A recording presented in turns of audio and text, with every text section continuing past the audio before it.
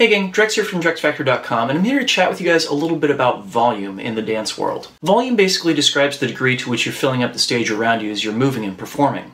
A performer can seem to fill up an area vastly larger than they are through the proper use of space and movement. As poi spinners, we have a habit of not really taking up a whole lot of volume as we spin. I think a part of this is because many of the tricks that we learn when we're first starting out, such as weaves and butterflies, more or less require us to keep our limbs pretty close to our bodies. When we do shift our vocabulary towards moves that do have more potential to eat up space, we default back to keeping our elbows languid and close to our bodies. Many people, both inside and outside the flow arts world, refer to this phenomenon as T-Rex arms, and we're going to fix it.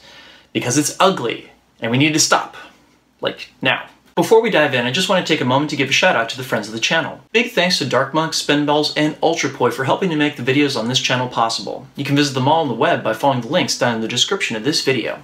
Now, on with the show. So here's a small snippet of choreography I wrote that doesn't require much body movement. This is how it looks if I let myself default back to T-Rex arms. The tricks are there, but I'm really relying on those tricks to keep this interesting.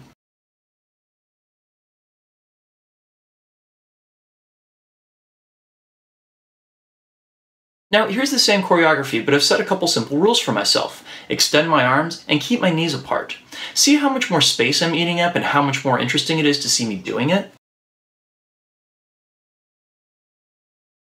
Fortunately, there's a really easy way to begin to work on this. We're going to start by getting rid of those T-Rex arms. I'm going to have you put on some of your favorite music and free flow for 2 minutes, but I'm also going to set some ground rules for you. Rule number 1, your elbows are not allowed to touch the sides of your bodies. Rule number 2, your knees may never touch either.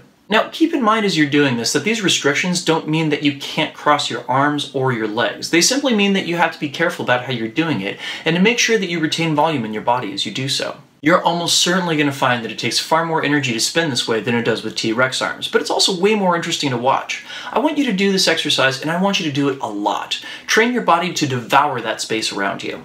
Cool, so we're working on ending T-Rex arms, end of story, right? Not so fast. When it comes to performance, you don't always want to hit the same energy at all times. Just as important is making choices about how you're going to present yourself and your choreography to your audience. Let's try this exercise again, but tweak it just slightly. Now try exploring extremes in how much volume you take up. Try staying small and confined and then break out. Poof! You can do this on and off to complement whatever music you're listening to, or you could approach this by saying that during a particular verse, you're going to spin small, and then as the song builds up to a huge dynamic shift that your body is going to reflect this with its energy, exploding with volume. Want to try something even crazier? Work against type in this exercise. What if the song has big loud choruses and quiet verses and you decide to play it small during the loud parts and big during the quiet ones? This can read as though the noise is oppressive and the quieter sections leave you with enough freedom to move.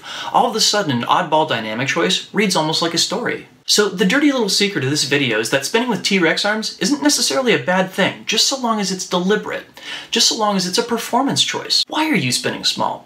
How does it support your performance or story? Use the space around you as a tool in and of itself to help you tell your story. My favorite juggling performance of all time is by a guy named Patrick Elmert, and the thing I love the most about it is that he treats the entire stage as a prop to be manipulated. The space around you is just as much a prop as your poi, hoop, or staff is.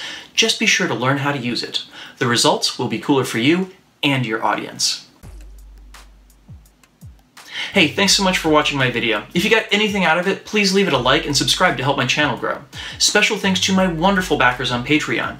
You guys are the ones that make these videos possible. If you're not a current backer and would like to sign up to support my channel, please visit patreon.com/DrexFactorPoi. Thanks so much in advance.